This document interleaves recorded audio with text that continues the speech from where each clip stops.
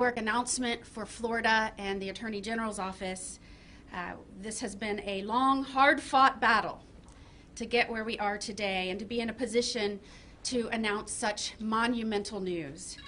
And while we are making this announcement today locally, the result of this historic settlement of funds will have far-reaching effects across this state and beyond the Tampa Bay region. As you know, and many of you are there to witness in person, for the last 4 weeks we have been embroiled in court battle with Walgreens in our Pasco County area. Throughout the trial, Florida attorneys have fought very hard and tenaciously for Floridians. And at issue in this trial and in this litigation was the opioid crisis and Walgreens' role in helping fuel the epidemic of addiction that still plagues our state today. And I want to take just a moment to thank the attorneys, the staff, the paralegals, everyone who was committed to ensuring that Florida was successful in these cases. Not only today's announcement regarding Walgreens, but so many other cases related to the opioid epidemic. I would like to thank personally the Chief Deputy of the Attorney General's office, John Gard, who not only worked in tandem with other attorneys on this case, but with other attorneys general offices around this nation to settle these historic matters. There was a lot of skillful prosecution, late nights, early mornings, and seemingly unending legal work that they have put in over many years. And it's because of their hard work and our dogged determination to ensure accountability for the citizens of Florida that we stand before you today to make this historic announcement. The state has now successfully concluded litigation with Walgreens, and as a result, we have secured more than $680 million for the state of Florida and hurting Floridians. And this is a promise kept to our citizens.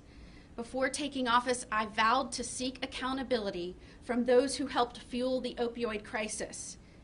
As my work as a prosecutor and as a judge, seeing the devastation firsthand, I resigned to be an active player and make sure that redress was afforded to our state and our citizens.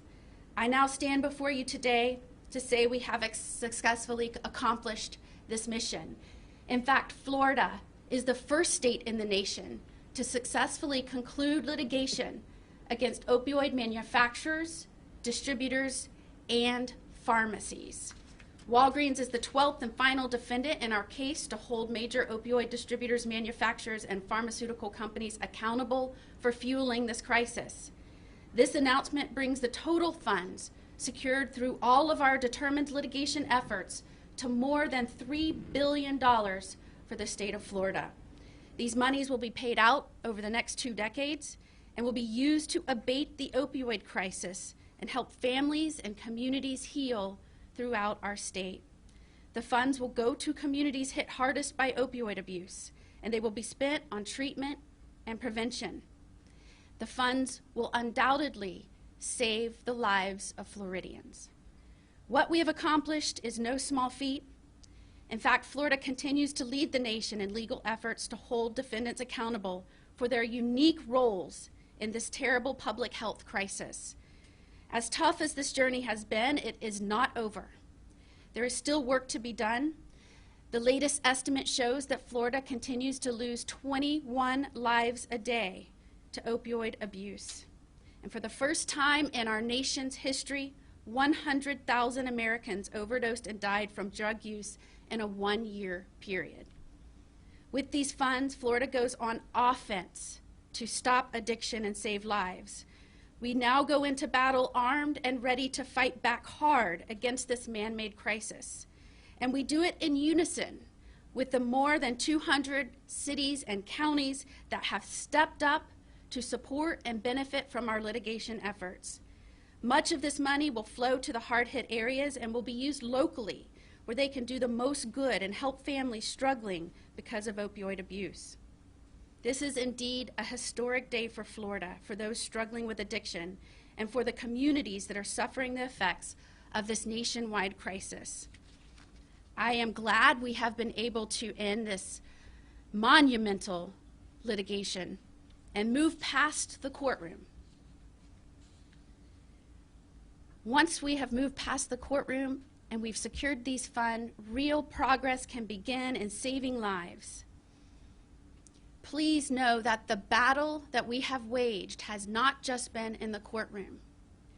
It will continue to live on in our streets, within families, within an individual life that is suffering from addiction. But I am hopeful that moving forward, we can begin to turn the tide of this crisis and change lives and our state forever. Thank you so much for joining us, and I'd be happy to take any questions you may have.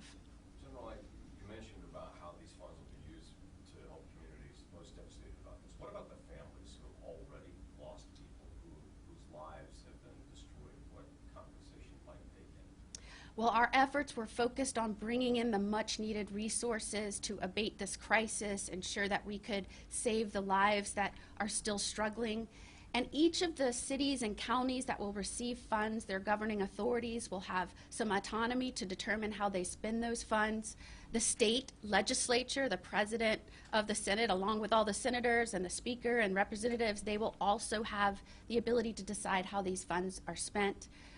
We were extremely focused on ensuring that through our litigation efforts that we were aggressive in seeking the most money that we could secure for our state based on the unique roles of these defendants. What was the thing that turned the tide in this trial? Obviously, you know, they reached settlement beforehand.